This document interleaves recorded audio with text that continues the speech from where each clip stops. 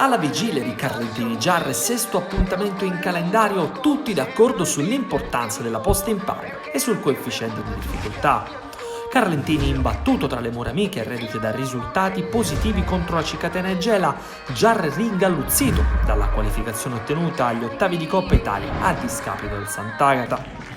I biancazzurri guidati da mister Vigneco, che deve rinunciare a Marziano e Reale al centro della difesa, Riccardi e Caruso in mezzo al campo, schierano tra i pali il 2001 Celano, linea 4 difensiva, composta da Adelfio Sgroi, Spampinato, Simone Sgroi e Carpinteri.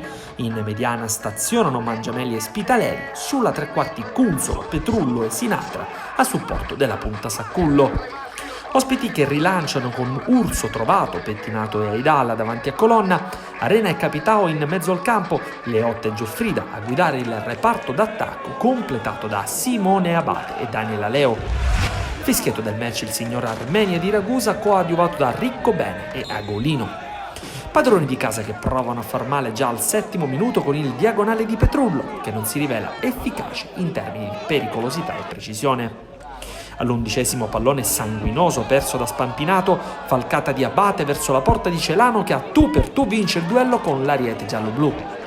Gol sbagliato, gol subito, la legge del gol si rivela implacabile anche al romano di Carlentini.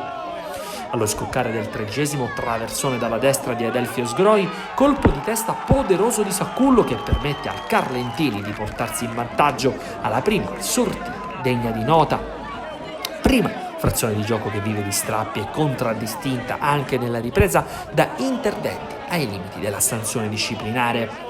Al 28° calcio di punizione battuto rapidamente, Arena per Capitao, palla per Marco Trovato che incorna ad un soffio alla sinistra di Celano che vede lambire la sfera alla sua sinistra. I padroni di casa non restano a guardare anche se su palla inattiva sanno minacciare la porta del Giarre. Al 32° il destro di Carpinteri si spegne alto. Al 42° il Giarre passa, sponda di Capitao, Abate sul filo del fuorigioco, insacca di testa all'angolino tra le proteste vibranti del Carlentini indirizzate all'assistente Ricco Bene.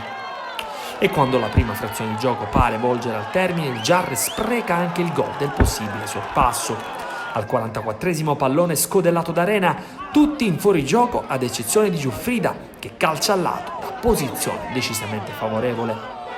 Nel finale nervosismo latente a farne le spese Abate che entra nel taccuino dei cattivi colpa di una gamba tesa. Le due squadre raggiungono gli spogliatoi, gli animi si calmano anche se nei secondi 45 minuti la Sofa non modificherà canovaccio ad un match più fisico che tecnico. Secondo tempo che inizia sotto il segno del Giarre che già al 7° di gioco potrebbe mettere la freccia. Cross perfetto di Urso per Abate che di testa svetta sovrano ma incorna al lato. E un Giarre rivitalizzato che prende le redini del gioco e sfiora ripetutamente il vantaggio. Al 12° cross al bacio, stavolta di Aleo per Abate, su cui si supera un sontuoso Celano. Parata da incorniciare per il giovane ex mister Bianco, felino nel suo colpo di reni. Ospiti che provano ad alzare giri al motore e al 13° con Leotta graffiano ma non mordono i pali di Celano. Al 16° torna a rendersi pericoloso il Carlentini come in occasione del gol del temporaneo 1-0, cross dalla destra da parte di Sgroi e incornata di Saccullo che si spegne di poco al lato.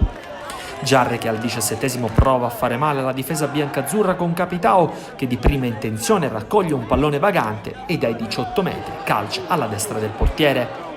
Al 18° finisce la partita di Aleo e entra Curcuruto. Anastasi modifica il proprio assetto passando ad un tridente offensivo con Abate, vertice del tridente appunto, completato da Leotta e Giuffrida.